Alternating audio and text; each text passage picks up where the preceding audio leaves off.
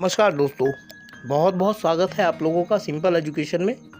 दोस्तों, आज की इस वीडियो में हम बात करने जा रहे हैं कक्षा 7 के विद्यार्थियों के लिए सामाजिक विज्ञान की पाठ्य पुस्तक हमारा पर्यावरण के पहले अध्याय पर्यावरण के बारे में। दोस्तों, आप लोगों की फर्स्ट टर्म की परीक्षाएं शुरू होने वाली हैं सेशन 2022 और 23 की। तो उसके अंतर्गत ये पहला अध्याय शामिल है जिसका अध्ययन हम करने जा रहे हैं। सबसे पहले हम देखेंगे कि इस अध्याय में हमें क्या बताया गया है और इसके लिए हम पाठ्य पुस्तक का इस्तेमाल करेंगे। उसके बाद हम कंक्लूजन देखेंगे और जानेंगे कि पूरे अध्याय में हमने क्या कुछ सीखा और अंत में हम इस अध्याय के प्रश्न उत्तरों को हल करेंगे। तो दोस्तों, वीडियो थोड़ी सी लंबी है, इसीलिए आपसे अनुरोध करता हूँ कि आप शुरू से लेकर अंत तक इसको देखें। और यदि वीडियो अच्छी लगे तो वीडियो को लाइक और चैनल को सब्सक्राइब करना बिल्कुल ना भूलिएगा। तो चलिए अब हम आगे बढ़ते हैं और देखते हैं इस अध्याय को जिसका नाम है पर्यावरण। लंबी छुट्टियों के बाद जब रवि स्कूल जा रहा था तब उसने देखा कि उसके स्कूल के निकट के खेल के मैदान में खुदाई हो रही थी। वहीं एक मैदान उनके खेलने के लिए वहां पर था। लोगों ने बताया कि वहां अनेक फ्लैटों वाली एक बड़ी इमारत बनेगी। जब रवि को समझ में आया कि मुलायम घास, गेंदे के फूल एवं तितलियों वाला विशाल मैदान अब हमेशा के लिए नष्ट हो चुका है तो उसकी आंखों से आंसू छलकने लगे। उसने यह बात अपने सहपाठियों को बताई। सुबह की सभा में प्रधानाचार्य ने भी बहुत उदासी से कहा, देखो कैसे हमारा पर्यावरण बदल रहा है। कक्षा में पहुंचकर रवि ने अपने शिक्षक से पूछा, पर्यावरण क्या है? जो कुछ भी आप अपने आसपास देखते हो, शिक्षक ने बताया। पर्यावरण हमारे जीवन का मूल आधार है। यह हमें सांस लेने के लिए हवा, पीने के लिए जल, खाने के लिए भोजन एवं रहने के लिए भूमि प्रदान करता है। मानव इस प्राकृतिक पर्यावरण में कैसे परिवर्तन करता है? कार का धुआं वायु को प्रदूषित करता है, पानी को पात्र में एकत्रित किया जाता है, भोजन को बर्तनों में परोसा जाता है और भूमि पर कारखानों का निर्माण होता है। मानव कार, मिल, कारखानों एवं बर्तनों का निर्माण करता है। इस प्रकार से मानव प्राकृतिक पर्यावरण में परिवर्तन करता है। तो दोस्तों, अगर अब तक जो हमने पढ़ा है उसके स्पष्टीकरण की बात करें तो हम कह सकते हैं कि हमारे आसपास जितनी भी प्रकार की वस्तुएं पाई जाती हैं, चाहे वो प्राकृतिक हो या मानव निर्मित हो, इंसान ने बनाई हो, वे सब पर्यावरण का हिस्सा है। और कुछ चीज़ें ऐसी हैं जो मानव को प्रकृति ने प्रदान की है, जो प्राकृतिक पर्यावरण कहलाता है, जबकि कुछ को इंसान ने अपनी ज़रूरतों के अनुसार बनाया है, जो कि मानव निर्मित पर्यावरण कहलाता है। इस प्रकार हम पर्यावरण को के दो रूप देखते हैं, प्राकृतिक पर्यावरण और मानव निर्मित पर्यावरण। चलिए अब आगे बढ़ते हैं। रवि कहने लगा, इसका अर्थ है स्कूल भवन, मेज, कक्षा में रखी कुर्सियाँ, यहाँ तक कि खुला मैदान, सड़क, कूड़ा करकट, मेरे दोस्त, ये सभी हमारे पर्यावरण के अंग हैं। हाँ, शिक्षक ने कहा, लेकिन जरा रुको, कुछ वस्तुओं का निर्माण प्रकृति ने किया है, जैसे पर्वत, नदियाँ, पेड़, प्राणी, जबकि अन्य का निर्माण मानव ने किया है, जैसे सड़क, कार, कपड़े, किताब आदि। अब दो छात्र मिलकर कार्य कीजिए। अपने निकट बैठे सहपाठियों के साथ मिलकर प्रकृति एवं मानव द्वारा निर्मित वस्तुओं की सूची बनाइए। तो दोस्तों, अब तक की बात जो हमने पढ़ा है उसके ऊपर अगर बात करें तो जैसा कि मैंने पहले बताया कि हमारे आसपास जो भी वस्तुएं पाई जाती हैं वे पर्यावरण का निर्माण करती हैं और इस पर्यावरण को हम दो पर्यावरणों में विभाजित कर सकते हैं, प्राकृतिक पर्यावरण एवं मानव निर्मित पर्यावरण। इसी के ऊपर अब तक हमने इस अध्याय में चर्चा की है, रवि एवं शिक्षक के बीच हुई बातचीत के आधार पर। एक चित्र नीचे दिया गया है दोस्तों बीच में, जिसमें हम बच्चों को बात करते हुए आपस में देख सकते हैं और जिनमें से हर किसी के अंदाज अलग अलग हैं। चलिए अब आगे बढ़ते हैं। रवि, परमजीत, जैसी, मुस्तफ़ा, आशा सभी यह सूची बनाने के लिए उत्सुक थे। इकबाल ने पूछा, हमारा पर्यावरण क्यों बदल रहा है? शिक्षक ने उत्तर दिया, ऐसा हमारी ज़रूरतों के कारण होता है। ये दिन प्रतिदिन बढ़ती रहती हैं, इसीलिए हम प्राकृतिक पर्यावरण में परिवर्तन करते हैं और कभी कभी उसे नष्ट भी कर देते हैं। दोस्तों, इस वाले पैराग्राफ की यदि बात करें तो इसमें बताया गया है कि इंसान ने प्राकृतिक पर्यावरण में जो परिवर्तन किया है, जिससे मानव निर्मित पर्यावरण का निर्माण हुआ है, वह सब इंसान की ज़रूरतों के कारण हुआ है। क्योंकि इंसान की ज़रूरत दिन प्रतिदिन बदलती रहती है और इन्हीं ज़रूरतों को पूरा करने के लिए इंसान तरह तरह की वस्तुओं का निर्माण करता है। इन वस्तुओं का निर्माण करने के लिए उसे प्राकृतिक पर्यावरण में कुछ परिवर्तन करना पड़ता है, संशोधन करना पड़ता है, जिसकी वजह से प्राकृतिक पर्यावरण का रूप बदल जाता है और कई बार उसे नुकसान भी होता है। जैसे इंसान ने अपनी यात्राओं को सुलभ बनाने के लिए कार का निर्माण किया, लेकिन जब कार चलती है तो वो धुआं छोड़ती है, जिसकी वजह से हमारा पर्यावरण प्रदूषित होता है। जीवीय सजीव प्राणियों का संसार, जैव, पादप एवं जीव जंतु। अजीवीय निर्जीव पदार्थों का संसार जैसे स्थल।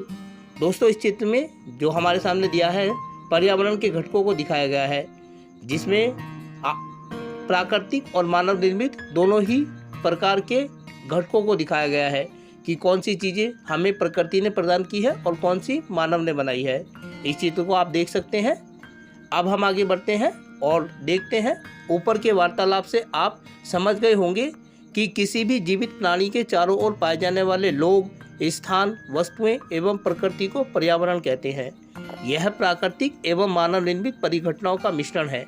प्राकृतिक पर्यावरण में पृथ्वी पर पाई जाने वाली जीवीय एवं अजीवीय दोनों परिस्थितियां सम्मिलित हैं, जबकि मानवीय पर्यावरण में मानव की परस्पर क्रियाएं, उनकी गतिविधियां एवं उनके द्वारा बनाई गई रचनाएं सम्मिलित हैं। प्राकृतिक पर्यावरण। दोस्तों, अब हम प्राकृतिक पर्यावरण का विस्तार से अध्ययन करेंगे।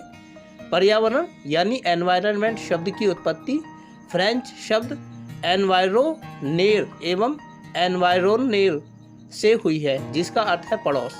अर्थात अगर उत्पत्ति की बात करें तो ये जो शब्द है पर्यावरण, इसको इंग्लिश में हम एनवायरनमेंट कहते हैं, जो फ्रेंच भाषा के शब्द से बना है। भूमि, जल, वायु, पेड़ पौधे एवं जीव जंतु मिलकर प्राकृतिक पर्यावरण बनाते हैं। स्थलमंडल, जलमंडल, वायुमंडल एवं जैवमंडल से आप पहले से ही परिचित होंगे। आइए अब हम उनके संबंध में कुछ और तथ्यों की जानकारी प्राप्त करें। पृथ्वी की ठोस परपटी या कठोर ऊपरी परत को स्थलमंडल कहते हैं। यह चट्टानों एवं खनिजों से बना है एवं मिट्टी की पतली परत से ढका होता है। यह पहाड़, पठार, मैदान, घाटी आदि जैसी विभिन्न स्थलाकृतियों वाला विषम धरातल होता है। ये स्थलाकृतियां महाद्वीपों के अलावा महासागर की सतह पर भी पाई जाती हैं। स्थलमंडल वह क्षेत्र है जो हमें वन, कृषि एवं मानव बस्तियों के लिए भूमि, पशुओं को चलने के लिए घास स्थल प्रदान करता है। यह खनिज संपदा का भी एक स्रोत है। अपने आस पड़ोस के स्थल को देखिए और आपके पड़ोस में भूमि का उपयोग किस किस प्रकार हो रहा है उसकी सूची बनाइए। दोस्तों, स्थलमंडल की बात करें हम तो हम यह कह सकते हैं, जैसा कि हमने पढ़ा कि स्थलमंडल हमारी धरती का ठोस भाग है, जिसके ऊपर हम रहते हैं, खेती करते हैं, आवागमन के लिए सड़कों का निर्माण करते हैं, रेलवे का निर्माण करते हैं। और ये जो स्थलमंडल है सिर्फ धरती पर ही नहीं पाया जाता है, बल्कि महासागरों की जो तलहटी है उसको भी हम स्थलमंडल के अंतर्गत शामिल करते हैं। और इसके लिए इस भूमि के इस खंड पर हम तरह तरह की गतिविधियों को करते हैं। जैसे कोई वहाँ पर खेती करता है, वन भी वहीं उगे हैं। मानव अपने रहने के लिए जिन घरों का निर्माण करता है वो भी स्थलमंडल पर ही बनाया जाता है। इसके अलावा इस स्थलमंडल में विभिन्न प्रकार के खनिज संपदाएं जो है, सोना, चांदी, हीरा आदि, वो भी पाए जाते हैं। अंत में एक क्रियाकलाप दिया गया है कि आपके आसपास जो भूमि का क्षेत्र है वो कैसा है और वहाँ पर किस किस तरह के काम किए जाते हैं, ये आपको देखना है, उसकी एक लिस्ट बनानी है। जल के क्षेत्र को जलमंडल कहते हैं। यह जल के विभिन्न स्रोतों जैसे नदी, झील, समुद्र, महासागर आदि जैसे विभिन्न जलाशयों से मिलकर बनता है। यह सभी प्राणियों के लिए आवश्यक है। दोस्तों, अगर जलमंडल की यदि बात करें तो हमारी पृथ्वी पर जो जल पाया जाता है वो जलमंडल कहलाता है। ऐसा माना जाता है कि अगर हम पृथ्वी को दो भागों में बांटें, जल और स्थल में, तो लगभग 71% जल है और 29% भूखंड है। दोस्तों, ऊपर एक वृत्त में चित्र दिया गया है जिसमें वायुमंडल, जैवमंडल, जलमंडल और स्थलमंडल चारों को दिखाया गया है। इस चित्र को आप देख सकते हैं और यदि आप चाहें तो अपनी कॉपी में आप इसे बना भी सकते हैं। अब आगे बढ़ते हैं हम और देखते हैं अगली बातें। पृथ्वी के चारों ओर फैली वायु की पतली परत को वायुमंडल कहते हैं। पृथ्वी का गुरुत्वाकर्षण बल अपने चारों ओर के वायुमंडल को थामे रखता है। यह सूर्य की झुलसाने वाली गर्मी एवं हानिकारक किरणों से हमारी रक्षा करता है। इसमें कई प्रकार की गैस, धूलकण एवं जलवाष्प उपस्थित रहते हैं। वायुमंडल में परिवर्तन होने से मौसम एवं जलवायु में परिवर्तन होता है। दोस्तों, अगर इस पैराग्राफ को समझने का प्रयास करें तो हम कह सकते हैं कि हमारी पृथ्वी जो है वहाँ पर चारों तरफ वायु की एक पतली सी परत फैली होती है जिसे वायुमंडल कहते हैं। हम देखते हैं जब भी हमारे आसपास से कोई गाड़ी गुजर कर जाती है तो हमें हवा लगती है। अगर हम पंखा चलाएं तो हमें हवा लगती है। अगर लाइट चली जाए तो हम कोई भी चीज़ उठाकर हिलाने लगते हैं तो इससे हमें हवा मिलती है। ऐसा इसलिए है क्योंकि हवा हमारे पास ऑलरेडी मौजूद है, हम सिर्फ उसको हिलाकर अपने लिए इस्तेमाल कर रहे हैं। और पृथ्वी का गुरुत्वाकर्षण बल इतना महत्वपूर्ण है कि वो वायु की इस चादर को हमेशा के लिए थामे रखता है। दोस्तों, अगर ये वायुमंडल हमारी ऊपर ना हो तो इससे सूरज की जो किरणें हैं वो सीधी हम तक पहुंच जाएंगी और उससे इंसान को अनेक तरह की बीमारियां हो सकती हैं। इस प्रकार ये एक रक्षक की भांति काम करता है। आगे बढ़ते हैं। अपने घर एवं स्कूल में आप जो पानी उपयोग करते हैं वह कहाँ से आता है? हमारे दैनिक जीवन में पानी के विभिन्न उपयोगों की सूची बनाएं। क्या आपने किसी को पानी व्यर्थ करते देखा है? कैसे? स्कूल जाते समय आसमान को देखें, ध्यान से देखें कि दिन कैसा है, वर्षा हो रही है, आसमान में बादल है, तेज धूप है या कोहरा इत्यादि। पादप एवं जीव जंतु मिलकर जैवमंडल या सजीव संसार का निर्माण करते हैं। यह पृथ्वी का वह संकीर्ण क्षेत्र है जहां स्थल, जल एवं वायु मिलकर जीवन को संभव बनाते हैं। दोस्तों, ये जो हमने पढ़ा अभी, अगर इसको समझने का प्रयास करें तो पहले जलमंडल के बारे में बात की गई है। पृथ्वी में जितना भी जल मौजूद है वो सारा मिलकर जलमंडल का निर्माण करता है। इसमें नदी, महासागर, तालाब, झरने आदि सभी को शामिल किया जाता है। इसके बाद जैवमंडल के बारे में बात की गई है। जैवमंडल का अर्थ होता है पृथ्वी का एक ऐसा क्षेत्र जहां जल, वायु और स्थल तीनों चीज़ें मिलकर जीवन को संभव बनाती हैं। और ऐसा स्थान पृथ्वी पर बहुत कम है। हालांकि पृथ्वी बहुत बड़ी है, अनेकों देश यहाँ पर बसे हुए हैं, लेकिन हर जगह जीवन संभव नहीं है। जीवन वही संभव है जहाँ जल, वायु एवं स्थल मौजूद है और ये तीनों मिलकर वहाँ जीवन को संभव बनाते हैं। दोस्तों, अब है पारितंत्र, इसका अध्ययन करते हैं। पारितंत्र वह तंत्र है जिसमें समस्त जीवधारी आपस में एक दूसरे के साथ तथा पर्यावरण के उन भौतिक एवं रासायनिक कारकों के साथ परस्पर क्रिया करते हैं जिसमें वे निवास करते हैं। वे सब ऊर्जा और पदार्थ के स्थानांतरण द्वारा संभव है। अब पारितंत्र की बात है दोस्तों, जिसको हम इकोलॉजी कहते हैं। पारितंत्र का मतलब होता है किसी स्थान पर रहने वाले जीव जंतु, लोग आपस में एक दूसरे के ऊपर निर्भर हैं और एक दूसरे के साथ क्रिया करते हैं। न केवल आपस में क्रिया करते हैं बल्कि उस स्थान के पर्यावरण के साथ भी क्रिया करते हैं जहाँ पर वो रहते हैं। इसीलिए हम देखते हैं कि जो व्यक्ति जिस स्थान पर रहता है उसका जीवन उसी तरह का होता है। चलिए आगे बढ़ते हैं। कहानी के बच्चों की तरह आप भी अपने पर्यावरणीय स्थान का चित्र या फोटो लगाएं। अर्थात जो ये चित्र अभी हमने देखा जिसमें बच्चे आपस में बात कर रहे हैं पर्यावरण के बारे में और चित्र दिखाया, इसी तरीके का चित्र आपको अपनी कॉपी पर बनाना है या चिपकाना है। दोस्तों, ऊपर चित्र दिया गया है जिसमें हम बहते हुए झरने को, नदी को और भूमि पर गाय और हिरन को घास खाते हुए देख सकते हैं। नदी में फूल खिले हुए हैं और एक बत्तख है। इसमें हमें जल और स्थल के बारे में कुछ समझाने का प्रयास किया गया है। चलिए अब आगे बढ़ते हैं। रवि की कक्षा के एक एनसीसी कैंप में जैसी ने आश्चर्य से कहा, कितनी मूसलाधार वर्षा हो रही है। इससे मुझे अपना केरल याद आ गया। तुम सबको आकर देखना चाहिए कि कैसे हरे भरे खेतों एवं नारियल के बागानों में लगातार बारिश होती रहती है।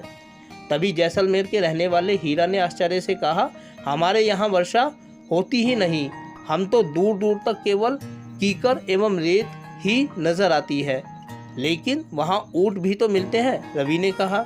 हीरा ने कहा, ऊँट तो मिलेंगे ही, जब तुम हमारे रेगिस्तान आओगे तो तुम्हें सांप, छिपकली एवं अनेक कीट भी देखने को मिलेंगे। रवि हैरत में पड़ गया।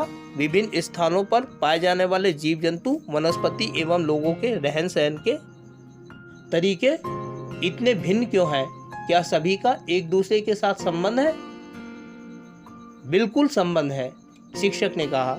दोस्तों, हमने जो पढ़ा उसके बारे में यदि चर्चा करें तो हम कह सकते हैं कि किसी स्थान पर रहने वाले जो लोग हैं उनका जीवन उसी प्रकार का होता है जिस प्रकार का वहाँ का पर्यावरण है, और उसी से संबंधित जीव जंतु एवं पेड़ पौधे भी वहाँ पाए जाते हैं। जैसा कि जैसी ने केरल के बारे में बताया कि वहाँ लगातार बारिश होती रहती है, हरे भरे खेत देखने को मिलते हैं, नारियल के बागान देखने को मिलते हैं। जबकि दूसरी ओर रेगिस्तान का वर्णन है जिसमें बताया गया है कि वहाँ इस तरीके के जीव जंतु नहीं मिलते, वहाँ तो पानी वर्षा ही नहीं होती, और जो जीव जंतु पाए जाते हैं वो भी ऐसे हैं जो बेरंग तरीके के हैं। जैसे ऊँट है जो वहाँ रेगिस्तानी जहाज के नाम से जाना जाता है, छिपकली, कीकर आदि वृक्ष और जीव जंतु हैं जो वहाँ पाए जाते हैं। ये सब जीव जंतु यहाँ इसलिए पाए जाते हैं क्योंकि वहाँ का पर्यावरण ही इस प्रकार का है, और जैसा जहाँ का पर्यावरण होता है वैसे ही जीव जंतु वहाँ पाए जाते हैं। चलिए अब आगे बढ़ते हैं। सभी पेड़ पौधे, जीव जंतु एवं मानव अपने आसपास के पर्यावरण पर आश्रित होते हैं। प्राय वे एक दूसरे पर भी आश्रित होते हैं। जीवधारियों का आपसी एवं अपने आसपास के पर्यावरण के बीच का संबंध ही पारितंत्र का निर्माण करता है। अधिक वर्षा वाले वन, घास स्थल, रेगिस्तान, पर्वत, झील, नदी, महासागर एवं छोटे से तालाब का भी एक पारितंत्र हो सकता है। दोस्तों, यही बताया गया है इस पैराग्राफ में कि किसी स्थान पर रहने वाले लोग, जीव जंतु एवं पेड़ पौधे आपस में एक दूसरे के ऊपर निर्भर होते हैं और उनका जीवन भी उसी प्रकार का होता है। ये केवल स्थान से ही संबंधित नहीं है, बल्कि घास के स्थल, वन, रेगिस्तान, महासागर आदि से भी संबंधित है, अर्थात उनका भी अपना एक पारितंत्र हो सकता है। चलिए आगे बढ़ते हैं। क्या आपको लगता है कि जिस पार्क में रवि एवं उसके मित्र खेलते थे वह भी एक पारितंत्र बनाता था? बिल्कुल बनाता था, क्योंकि आसपास के लोग उसके ऊपर निर्भर थे। वहाँ पर लोग जाते थे, पेड़ पौधे खिले होते थे, फूल खिले होते थे, वो परस्पर निर्भरता को दर्शाते थे। प्रत्येक वर्ष 5 जून को विश्व पर्यावरण दिवस मनाया जाता है। अर्थात दोस्तों, हम लोग हर वर्ष 5 जून को विश्व पर्यावरण दिवस मनाते हैं, जिसको मनाने का उद्देश्य ये है कि लोग पर्यावरण के महत्व को समझें और उसको बचाने में अपना योगदान दें। वस्तु विनिमय पद्धति, यह वस्तुओं की अदला बदली का व्यापार है जिसमें धन का प्रयोग नहीं होता। दोस्तों, अगर इसको समझाने के लिए कहूँ तो जब हम एक वस्तु को खरीदने के लिए उसका भुगतान करते हैं, और भुगतान पैसों के रूप में नहीं करते बल्कि दूसरी वस्तु को देकर करते हैं, तो ऐसी व्यवस्था को वस्तु विनिमय प्रणाली कहा जाता है। दुनिया में जब पैसों का इस्तेमाल शुरू हुआ उससे पहले वस्तु विनिमय प्रणाली के द्वारा ही वस्तुओं को खरीदने और बेचने का चलन था। अब हम आगे बढ़ते हैं और देखते हैं मानवीय पर्यावरण। मानव अपने पर्यावरण के साथ पारस्परिक क्रिया करता है और उसमें अपनी आवश्यकता के अनुसार परिवर्तन करता है। प्रारंभिक मानव ने स्वयं को प्रकृति के अनुरूप बना लिया था। उनका जीवन सरल था एवं आसपास की प्रकृति से उनकी आवश्यकताएं पूरी हो जाती थी। समय के साथ कई प्रकार की आवश्यकताएं बढ़ी। मानव ने पर्यावरण के उपयोग और उसमें परिवर्तन करने के कई तरीके सीख लिए। उसने फसल उगाना, पशु पालना एवं स्थायी जीवन जीना सीख लिया। पहिए का आविष्कार हुआ, आवश्यकता से अधिक अन्न उपजाया गया, वस्तु विनिमय पद्धति का विकास हुआ, व्यापार आरंभ हुआ एवं वाणिज्य का विकास हुआ। औद्योगिक क्रांति से बड़े पैमाने पर उत्पादन प्रारंभ हो गया। परिवहन तेज गति से प्रारंभ हुआ। सूचना क्रांति से पूरे विश्व में संचार सहज और द्रुत हो गया। दोस्तों, यदि स्पष्टीकरण की बात करें तो हम कह सकते हैं कि किसी स्थान पर रहने वाले लोग अपने पर्यावरण के साथ संबंध स्थापित करते हैं और अपनी आवश्यकताओं के अनुसार उसमें परिवर्तन करते हैं। जब इस धरती पर मानव की शुरुआत हुई, मानव जीवन की, तो पहले उसका जीवन बिल्कुल सरल था, साधारण था, और उसकी जितनी भी आवश्यकताएं थी वो उस स्थान से पूरी हो जाती थी। लेकिन जैसे जैसे समय बीतता गया, इंसान की ज़रूरतें बढ़ती गई और उन ज़रूरतों को पूरा करने के लिए मानव को अपने पर्यावरण में हस्तक्षेप करना पड़ा।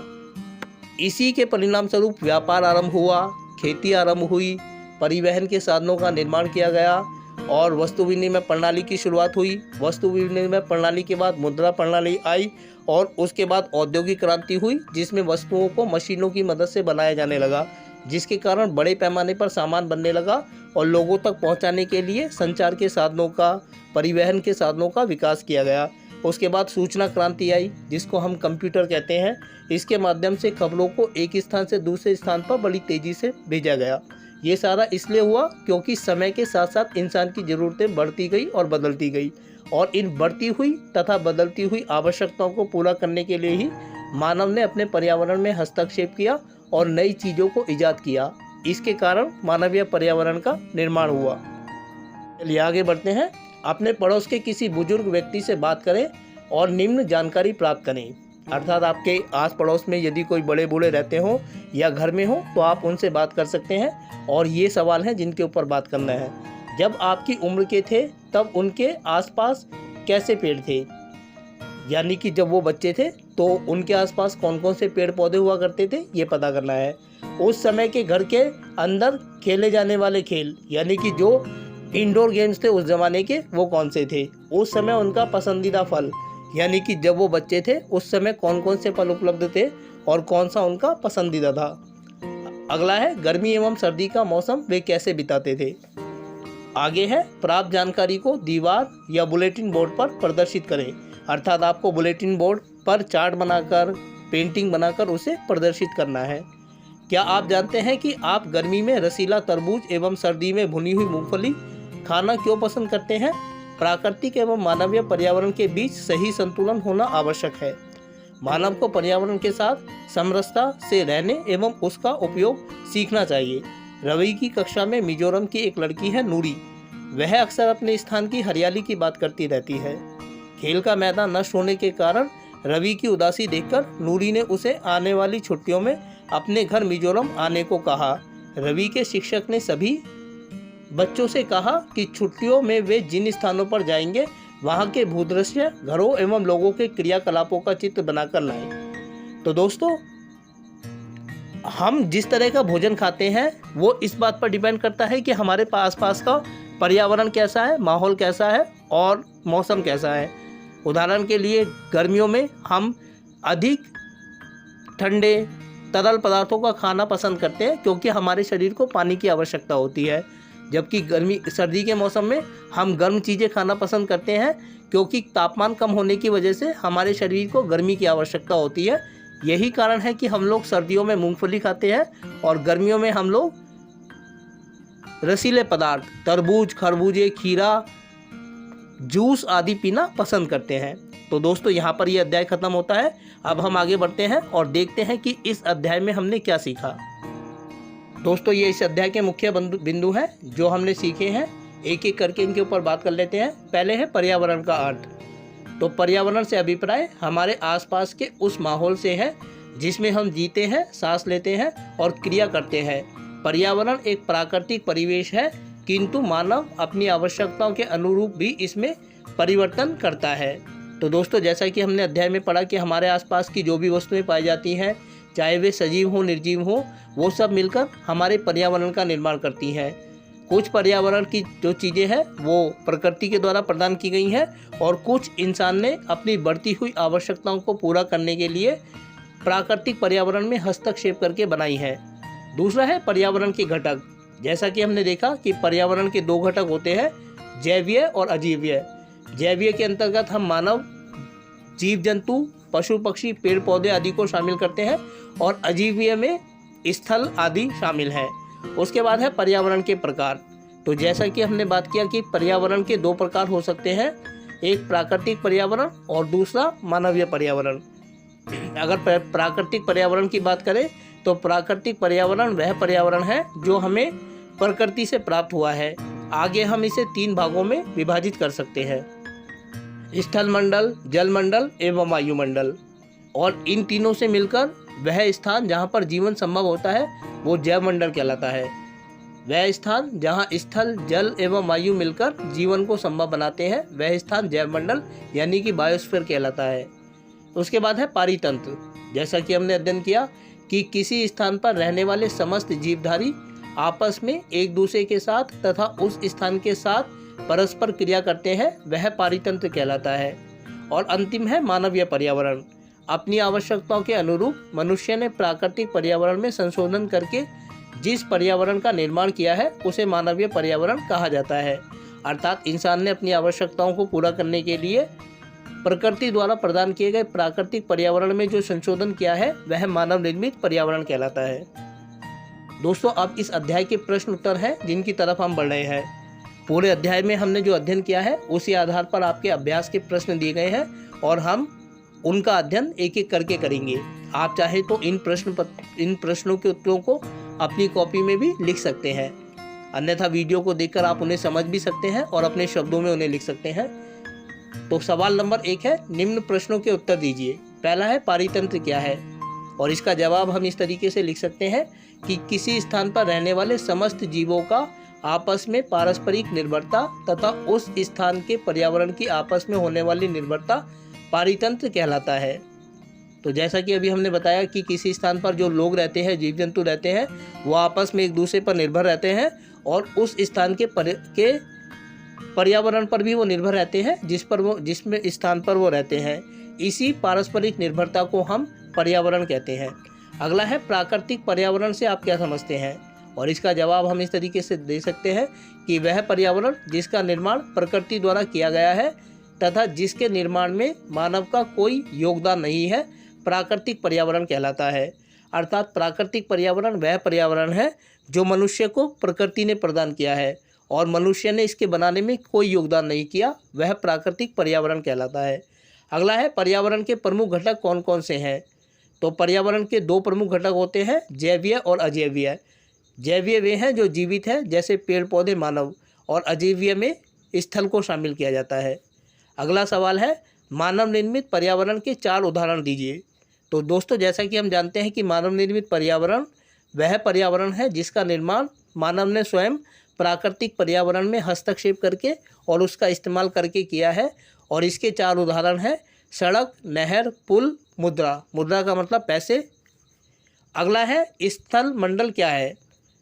और इसका जवाब हम इस तरीके से देख सकते हैं कि हमारे पर्यावरण का वह घटक जो हमें ठोस भूमि प्रदान करता है, जिस पर हम कृषि, वन, आवास आदि क्रियाओं का निष्पादन करते हैं, स्थल मंडल कहलाता है। अर्थात हमारी ज़मीन का वो ठोस टुकड़ा जिस पर हम रहते हैं, खेती करते हैं, घर बनाते हैं और विभिन्न प्रकार की क्रियाओं को संपन्न करते हैं, वह स्थल मंडल कहलाता है।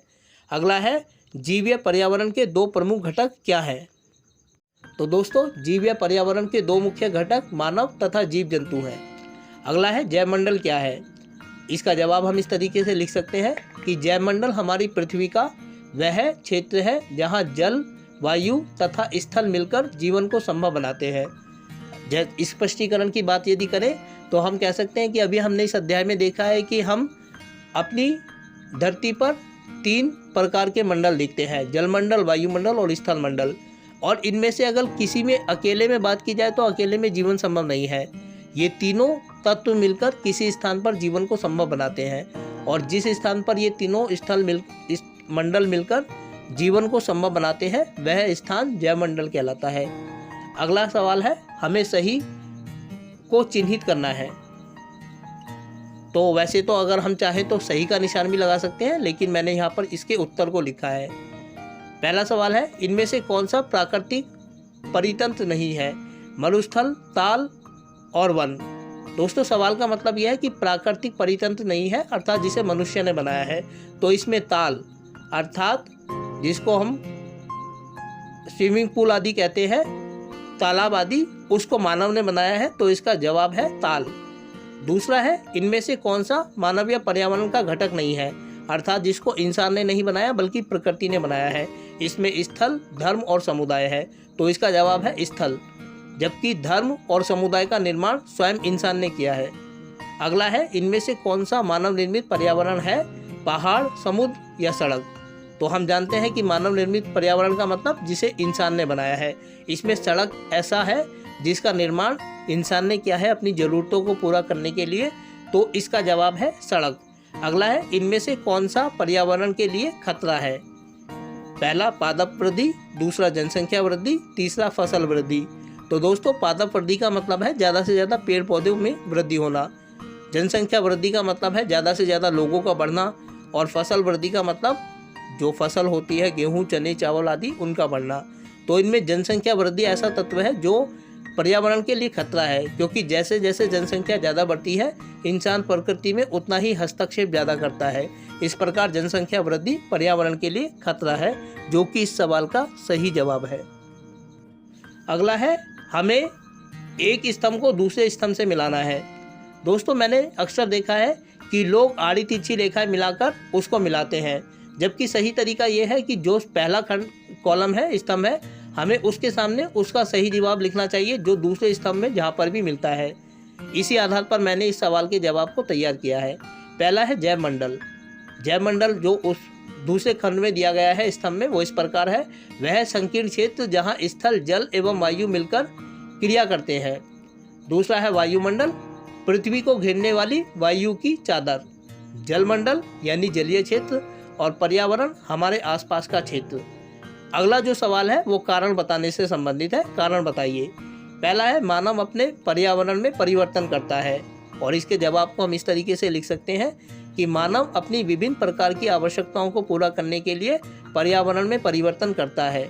अर्थात जैसे जैसे इंसान की ज़रूरत बढ़ती है वैसे वैसे अपनी बढ़ती हुई आवश्यकताओं को पूरा करने के लिए इंसान आसपास के पर्यावरण में हस्तक्षेप करता है, जिससे मानव निर्मित पर्यावरण का निर्माण होता है। अगला सवाल है, पौधे एवं जीव जंतु एक दूसरे पर आश्रित है।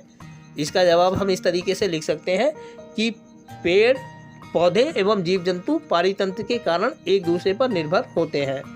अर्थात जिस तरह का स्थान होगा उसी से संबंधित पेड़ पौधे और जीव जंतु वहाँ पाए जाते हैं, और वो एक दूसरे के ऊपर निर्भर होते हैं, जो कि पारितंत्र कहलाता है। तो दोस्तों, ये था कक्षा 7 के विद्यार्थियों के लिए सामाजिक विज्ञान की पाठ्य पुस्तक हमारा पर्यावरण, जिसे भूगोल या इंग्लिश में ज्योग्राफी कहते हैं, का पहला अध्याय, जिसमें हमने न केवल इस अध्याय का अध्ययन किया बल्कि उसमें आई हुई बातों को समझने का भी प्रयास किया और उसके प्रश्नों को भी हल किया। प्यारे बच्चों, यदि आपको वीडियो अच्छी लगे तो वीडियो को लाइक और चैनल को सब्सक्राइब करना ना भूलिएगा। इसके अलावा आगे आने वाले अन्य दिनों में अन्य वीडियोस देखने के लिए जुड़े रहें हमारे साथ हमारे इस यूट्यूब चैनल पर, जिसका नाम है सिंपल एजुकेशन। फिलहाल आप लोगों से विदा लेना चाहूँगा। वीडियो को देखने के लिए आपका बहुत बहुत धन्यवाद।